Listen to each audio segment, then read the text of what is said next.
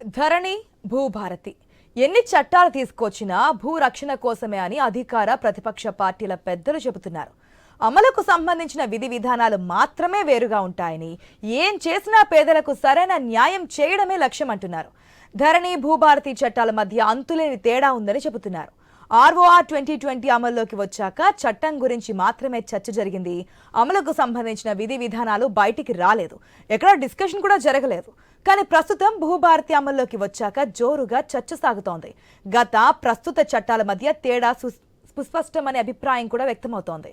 ఇప్పుడు కొత్తగా తెచ్చిన చట్టంతో అయినా భూ కష్టాలు తొలగుతాయా అని పేదలు ఎదురు చూస్తున్నారు.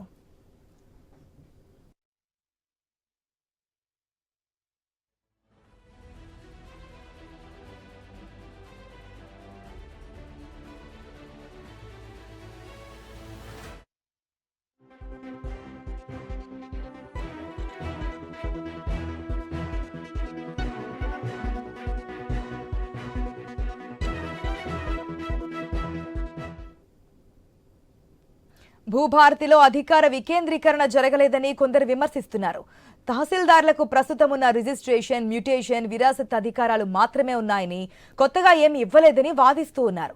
అయితే ROR 2025లో తహసీల్దార్ల బాధ్యతలు ఎక్కువగా ఉన్నాయని ఉన్నతాధికారులు చెబుతున్నారు. ప్రతి అంశానికి దరఖాస్తుకు రికార్డింగ్ అథారిటీ తహసీల్దార్ అయినప్పుడు పరిష్కరించే అధికారం వారికే కట్టపెట్టేటట్లుగా చట్టంలో వెసులుబాటు ఉండదంటున్నారు. కింది స్థాయి అధికారి రికార్డ్ చేస్తే ఆ పై అధికారి పరిష్కరించే వీలుంటుందని క్లారిటీ ఇస్తున్నారు. మండల స్థాయిలో ప్రజలకు అందుబాటులో ఉంటూ విధులు నిర్వహించే తహసీల్దార్లకు ROR 1971 ప్రకారం ఉన్న అన్ని అధికారాలు ఇప్పుడు ఉన్నాయంటున్నారు. దేశంలోని ఏ ROR చట్టంలోనూ రికార్డింగ్ అథారిటీ పరిష్కరించే అధికారం ఒకే, విచారణ బాధ్యత అదనంగా వచ్చింది. దీనికి ఫీల్డ్ విజిట్ తప్పనిసరి అవుతోంది. అలాగే సగటున రోజుకు 30 రిజిస్ట్రేషన్ల, మ్యూటేషన్ల భారం కూడా ఉంది. దానికి తోడు ROR మినహా మిగతా చట్టాల ద్వారా సంక్రమించిన అన్ని అధికారాలు తహసీల్దార్లకు ఉన్నాయని పేర్కొంటున్నారు. ఓల్డ్ మ్యూటేషన్ల అధికారం మాత్రం RORలకు కట్టబెట్టినట్లుగా రూల్స్లో పేర్కొన్నారు.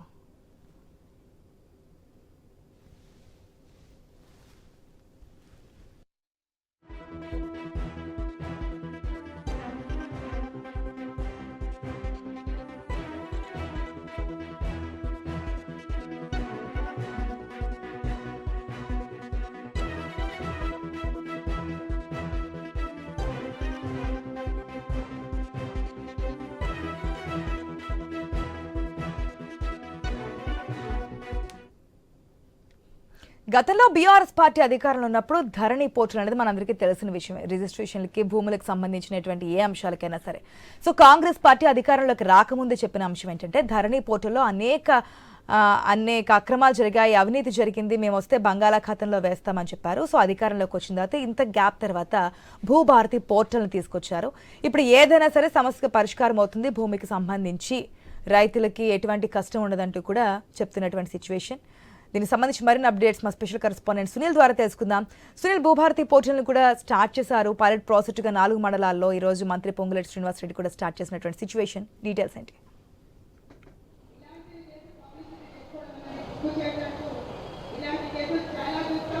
ఆశా, ఈ రోజు నుంచి భూభారతి అమలు కాబోతుంది.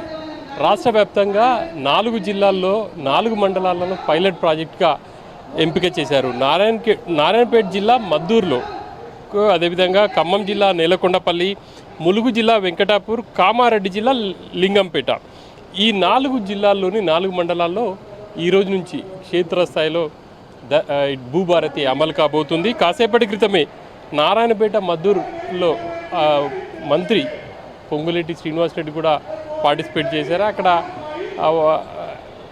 ప్రజల నుంచి వచ్చేటువంటి ఇబ్బందులు కావచ్చు, వాళ్ళకు రానున్న రోజుల్లో ఇవన్నీ ఉంటే ఎలా దరఖాస్తు చేసుకోవాలి అన్నది అవగాహన కూడా కల్పిస్తున్నారు. ఈరోజు ఇక ఈ 4 మండలాల్లో ప్రధానంగా అవగాహన సదస్సులు కల్పిస్తున్నారు. ఇప్పటికే మిగతా జిల్లాల్లో కూడా అవగాహన సదస్సులకు ప్రభుత్వం కలెక్టర్లకైతే ఆదేశాలు ఇచ్చింది.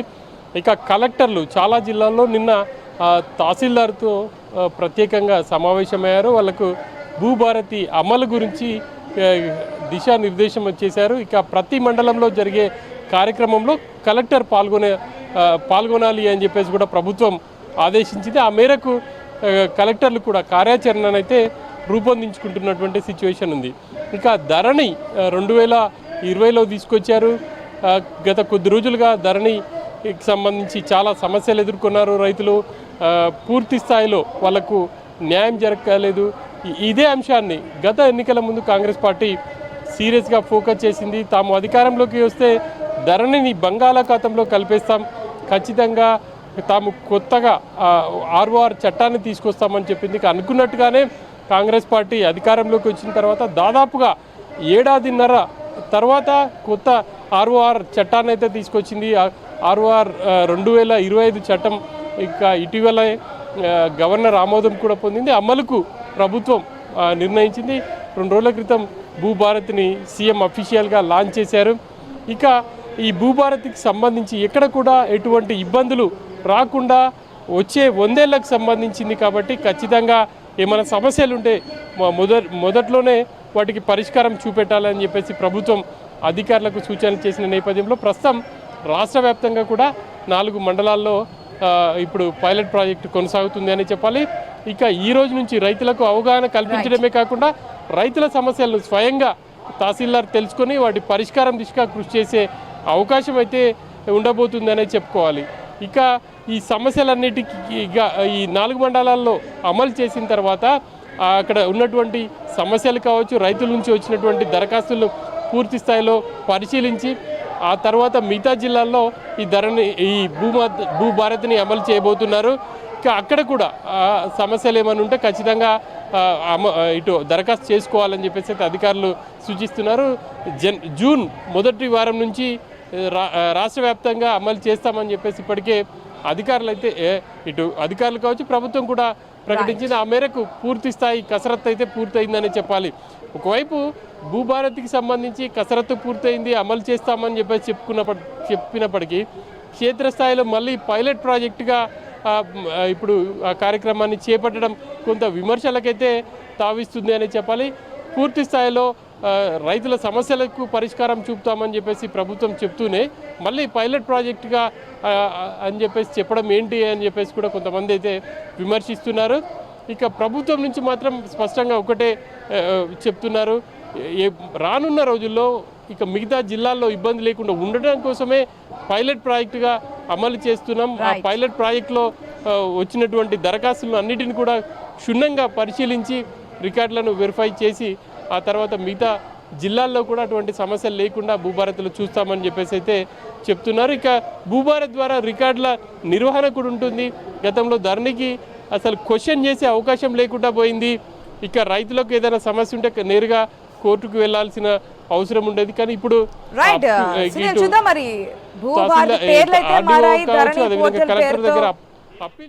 ఉన్నటువంటిది భూభారతిగా అయితే వచ్చినటువంటి కాంగ్రెస్ ప్రభుత్వం మార్చింది. మరి దీనివల్ల నిజంగానే రైతులకి లాభం చేకూరుతుందా? అవినీతి అక్రమాలు లేకుండా ఉంటాయా? ఒకవేళ ఏదైనా వారికి నష్టం జరుగుతున్నా, సమస్యలు ఉన్నా సరే నేరుగా వచ్చి సమస్యలు తీరుస్తామని చెప్తున్నారు. జూన్ 2వ తేదీ వరకు కూడా అవగాహన సదస్సులు అయితే నిర్వహించడానికి ముందుకెళ్తున్నారు. దీని గురించి మాట్లాడదాం. అంతబారి డిబేట్లో పార్టిసిపేట్ చేస్తున్నారు మల్లేపక్క యాదగిరి గారు, బీఆర్ఎస్ సీనియర్ లీడర్. అదేవిధంగా మిట్టా నర్సయ్యగౌడ్ గారు ఉన్నారు, కాంగ్రెస్ నాయకులు. అందే సత్యం గారు ఉన్నారు, పొలిటికల్ అనలిస్ట్. నమస్తే అండి, వెల్కమ్ టు ద షో అందరికీ. ముందుగా సత్యం గారు నమస్తే అండి. నమస్తే అండి. పొలిటికల్ కామెంట్స్ పక్కన పెట్టి రైతే రాజు, రైతే వెన్నుముక్క మన దేశానికి అంటూ ఉంటారు. కానీ ఆ రైతుల కష్టాల గురించి మనం ఎప్పుడు చర్చించుకుంటూనే ఉంటాం. ఓకే, లాస్ట్ టైం ధరణి పోర్టల్ అన్నారు, అవినీతి జరిగింది, మేము రాగానే భూభారతి అని చెప్పి తీసుకొస్తాము, బంగాళాఖాతంలో వేస్తామన్నారు. సీఎం కూడా లేటెస్ట్గా మళ్ళీ ఆ కామెంట్స్ని రిపీట్ చేశారు. కానీ రెండింటికి ఉన్నటువంటి తేడా ఏంటి? చాలా క్లియర్ కట్గా వెళ్తున్నాము, రైతుల సమస్యలు పరిష్కరిస్తామని చెప్తున్నారు. ఎంతవరకు క్లియర్గా సమస్యలు పరిష్కరించే అవకాశం ఉంటుంది? రెండింటికి వ్యత్యాసం అంటే ఏం చెప్తారు? భూభారతి ఎక్సలెంట్, ధరణి బ్యాడ్ అని కామెంట్ చేయటం అనేది కరెక్ట్ కాదు. మీరు ఇప్పుడే అన్నారు రాజకీయాలకు అతీతంగా మాట్లాడదామని. ఆ ధరణిలో ప్రధానమైనటువంటి లోపాలు సాదా బైనామాలు పరిష్కరిస్తామన్నారు. కానీ దరిదాపు 13 లక్షల పెండింగ్ ఉన్నాయి దరఖాస్తులు, వాటికి పరిష్కారం లభించలేదు. ఒకటి. రెండవది, పట్టా భూములు మాత్రమే ఆన్లైన్లో అవుపడ్డాయి. పట్టా భూములు కాకుండా ఉన్నటువంటి అన్ని ప్రభుత్వ భూములు కానీ, పోరంబోగుల భూములు కానీ, శిఖం ల్యాండ్స్ కానీ, తర్వాత ఇనాం భూములు కానీ, రకరకాల తెలంగాణలో అనేక రకాల భూములు ఉన్నాయి. ఆ భూములన్నీ కూడా ధరణిలో అవైలబుల్ లేవు. ఎప్పుడైతే ఆన్లైన్లో అవ్వలేదో వాటిని కన్వర్ట్ చేసి ఆ, పలుకుబడి గల వాళ్ళు బినామీల వాళ్ళ పేరు మీద ట్రాన్స్ఫర్లు చేయించుకున్నారు, పట్టా చేయించుకున్నారు.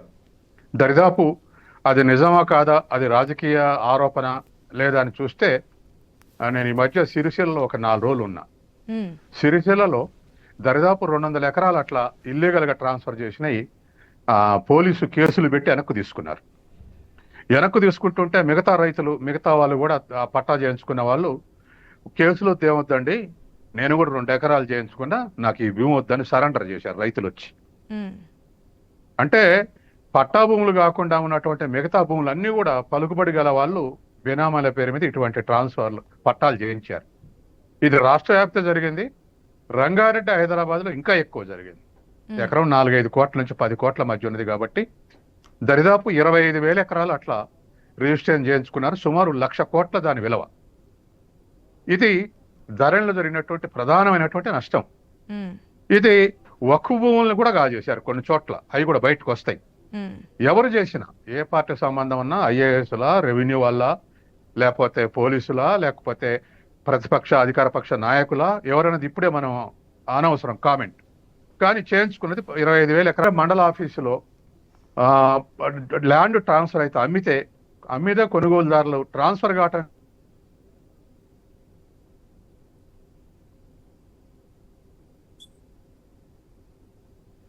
ఓకే సత్యం గారు, సమ్ టెక్నికల్ ఇష్యూ కనిపిస్తోంది, మళ్ళీ మీ దగ్గరికి వస్తాను, ప్లీజ్ వెయిట్ చేయండి. ఎస్ యాదగిరి గారు నమస్తే అండి. వల్ల అన్ని భూములు కూడా ఆన్లైన్ లో పడతాయి అంటున్నారు. ఒక నిమిషంలో కన్క్లూడ్ చేస్తాను. చెప్పండి. అన్ని భూములు కూడా ఆన్లైన్ లో పడతాయి అంటారు. ఆన్లైన్ లో పడితే ట్రాన్స్ఫర్స్ ఏమి ట్రాన్సాక్షన్ అవుపడతాయి. కాబట్టి అంటే ఇల్లీగల్ గా అవుపడితే ఇల్లీగల్ గా అనేక లోపాలు జరుగుతున్నాయి. ఉదాహరణకు 100 లెక్చరర్ పోస్టులకు ట్రాన్స్ఫర్లు అయినాయి, కావాలి 5 ఆన్లైన్ లో అవుతాం, బ్లాక్ లో పెడతారు. వాళ్ళు 5 ఈ 95 పోస్టులే కోరుకోవాలి, 100 మంది ఉన్నా. ఈ 95 ట్రాన్స్ఫర్లు అయితే 5 మాత్రం మినిస్టర్ల క్యాండిడేట్ డైరెక్ట్ వచ్చి జాయిన్ అవుతారు, వాళ్ళ కౌన్సిలింగ్ ఉండదు. ఇటువంటి ఇల్లీగల్ ట్రాన్స్ఫర్ కౌన్సిలింగ్ సిస్టమ్ కానీ జరుగుతుంది. ధరలు కూడా జరిగింది అదే. ఏవైతే ఆన్లైన్ లో పడదో అవన్నీ కన్వర్షన్ చేసి రిజిస్టర్ చేసుకుంటారు. అది 1,00,000 కోట్లు కుంభకోణం. ఇప్పుడు భూభారత్ వచ్చినప్పుడు అన్ని ఆన్లైన్ లో పడతాయి అనేది ఒకటి, అన్ని రకాల భూములు కూడా. కాబట్టి ఎవరు ఆధ్వర్యంలో ఉన్నాయి అనేటువంటిది తేలిపోతుంది. రెండోది అప్పిలేటింగ్ అథారిటీ సిసిఐ ఇవ్వకుండా కలెక్టర్ లెవెల్లో, ఆర్డీఓ లెవెల్లో కూడా మెకానిజం రాబోతుంది. కాబట్టి మళ్ళీ రైతులు ఇంకేదన్నా ట్రాన్స్ఫర్స్ కోసం లేదా కంప్లైంట్ చేస్తే పోవాల్సినటువంటి అవసరం లేదు.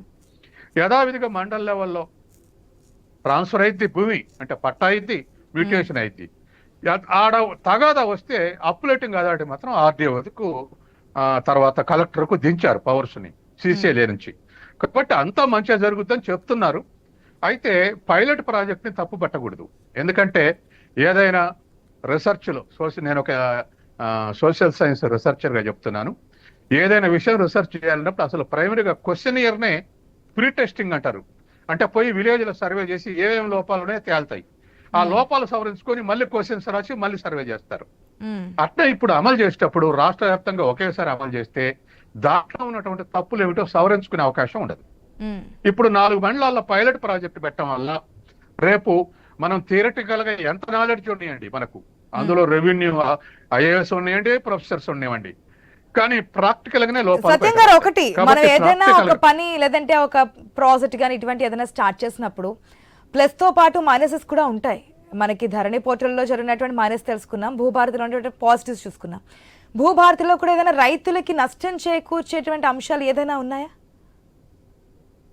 అవి రేపు పైలట్ ప్రాజెక్ట్ లో బయటపడతాయి. రేపు 4 మండలాల్లో జూన్ 2 వరకు ఈ 2 నెలలు అమలు చేసిన తర్వాత ఈ 45 రోజులు అప్పుడు లోపాలు ప్రాక్టికల్ గా బయటపడతాయి. లేకపోతే రాజకీయ విభేదాలతో విమర్శ చేస్తే దానివల్ల దానికి వ్యాలిడిటీ. ఓకే, ఎస్ యాదగిరి గారు, మీరంటే మీ టర్న్లో అయితే ధరణి పోర్టల్ తీసుకొచ్చామన్నారు.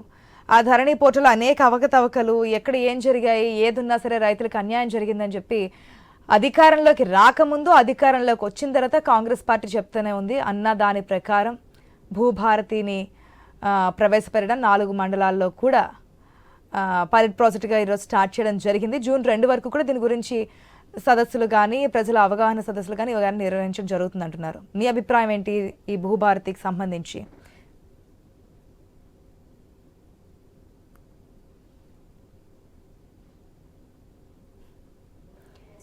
యాదగిరి గారు.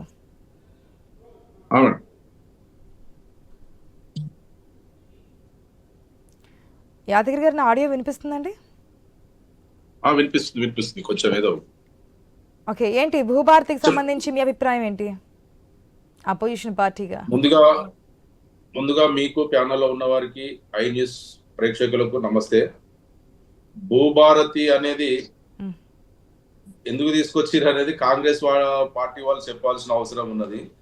గతంలో వీళ్ళు చెప్పింది ఏంటంటే భూభారతి అనేది అసలు బాగలేదు, మేము చాలా బాగా చేస్తాం, భూభారతి బంగాళాఖాతంలో ధరణి పోర్టల్ మేము బంగాళాఖాతంలో వేస్తామని చెప్పి కాంగ్రెస్ వాళ్ళు ఈ రోజు సేమ్ ధరణిని మాత్రమే సేమ్ కాపీ కొట్టి సేమ్ దాంట్లో ఉన్నాయి ఇందులో పొందుపరిచి దాంట్లో వాళ్ళు చెప్పింది ఏంటంటే గతంలో 33 మాడ్యూల్స్ ఉంటే ఇప్పుడు దాన్ని తగ్గించి 6 మాడ్యూల్స్ పెంచినామని చెప్పి చెప్తున్నారు. కానీ ఆ ఉన్నాయి మొత్తం అందులోనే పెట్టేసి మేము చేసినామని చెప్పేసి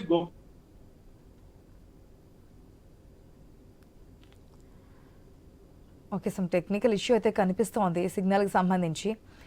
అధికార పార్టీకి సంబంధించి మాట్లాడదాం. నర్సేగౌడ్ గారు నమస్తే అండి. నమస్తే మేడం. అధికారంలోకి రాకముందు ఏం చెప్పారు, అధికారంలోకి వచ్చిన తర్వాత అదే చేశారు. కానీ ఏదైతే పైలట్ ప్రాజెక్ట్గా 4 మండలాలకే ప్రజెంట్ అయితే ఇవ్వడం జరిగింది. లోటుపాట్లు నష్టాలు ఏమైనా జరిగిన తర్వాత దాన్ని మళ్ళీ రెక్టిఫై చేసుకుని ముందుకెళ్లే ఛాన్స్ అయితే కనిపిస్తుంది అనుకోవచ్చు. కానీ వస్తున్నటువంటి ఆరోపణ ఏంటంటే దాంట్లో ఉన్నాయి దీంట్లో ఉన్నాయి అనేది ఒకటి. పూర్తి స్థాయిలో రైతులకి ఇప్పటికైనా సరే రక్షణ కల్పిస్తారా భూమికి సంబంధించినది ఇంకొక పాయింట్ నడుస్తోంది. వాయిస్ క్లియర్ ఉందా మేడం? క్లియర్గా ఉంది, చెప్పండి. ఎస్, ముందుగా మీకు ప్యానెల్లో ఉన్న పెద్దలకు వ్యూవర్స్కు నమస్కారం. ఇప్పుడు ఈ భూభారతి అనేది మెయిన్ విమర్శ టిఆర్ఎస్ వాళ్ళు చేసేది ఏంటంటే అందులో ఉన్నాయి ఇందులో ఉన్నాయంటే అసలు అది విమర్శనే కాదు. అందులో ఉన్నాయి ఇందులో ఉన్నాయి ఏంటండి? ఇప్పుడు సపోజ్ ఆశ గారికి ఒక 10 ఎకరాలు ఉంది, అప్పుడు ధరణిలో ఉన్నప్పుడు 10 ఎకరాలు ఆశ గారికి ఉందని ఉంటది. మరి ఇప్పుడు భూభారతిలో కూడా ఆశ గారికి 10 ఎకరాలు ఉన్నది ఉంటది. అందులో ఉన్నది ఇందులో ఉన్నది ఏంటంటే అరే ఉన్న రికార్డులే ఉంటాయి కదా. అసలు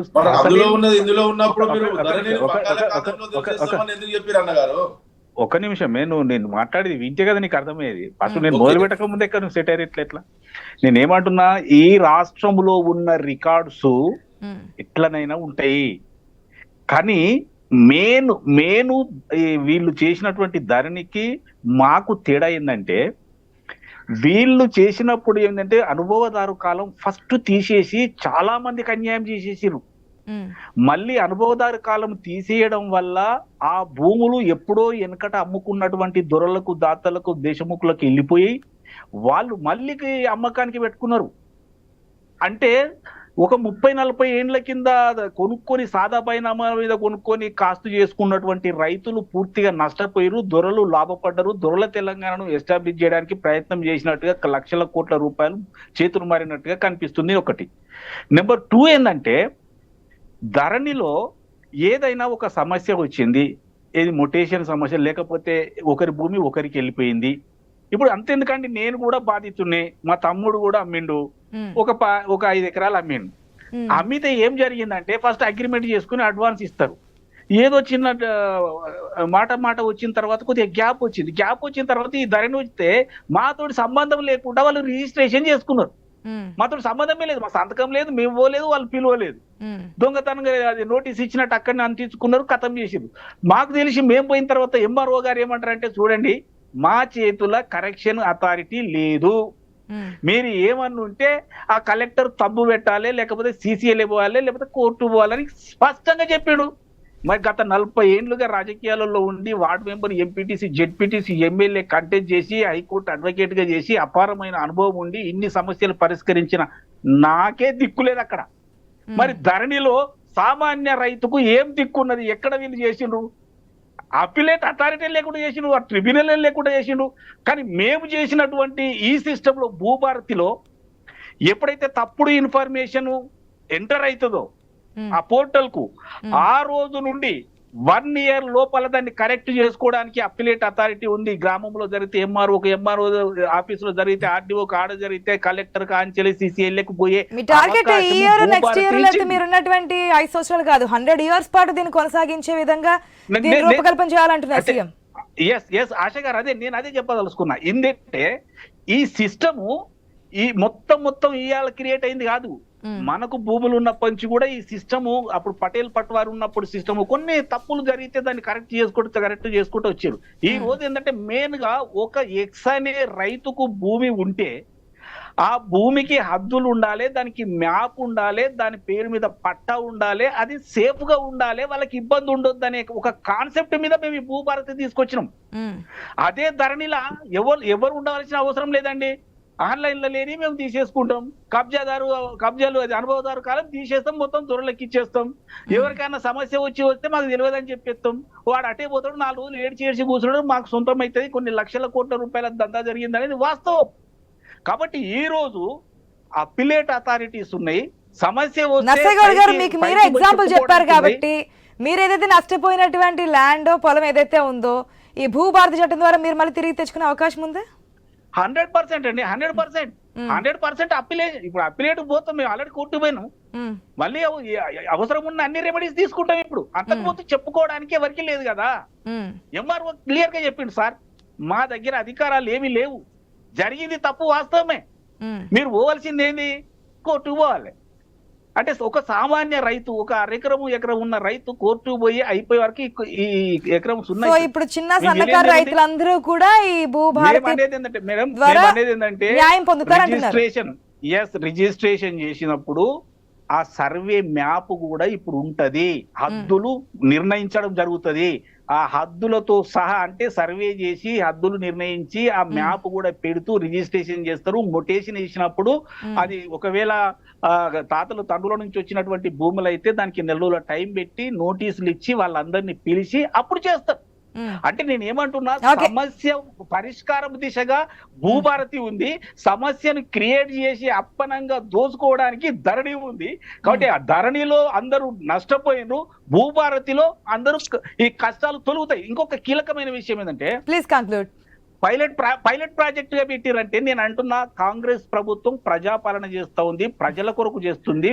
కాబట్టి భేషజాలకు పోకుండా చట్టం అమల్లోకి తీసుకొచ్చిన తర్వాత కూడా 4 మండలాల్లో పైలట్ ప్రాజెక్ట్ గా పెట్టి తుది కష్టాన్ని కూడా పరిష్కరించే విధంగా, తుది ప్రాబ్లం ను కూడా ఐడెంటిఫై చేసే విధంగా చేస్తుంటే వీళ్ళు దాన్ని కూడా విమర్శగా చూసుకుంటే ఎట్లానండి.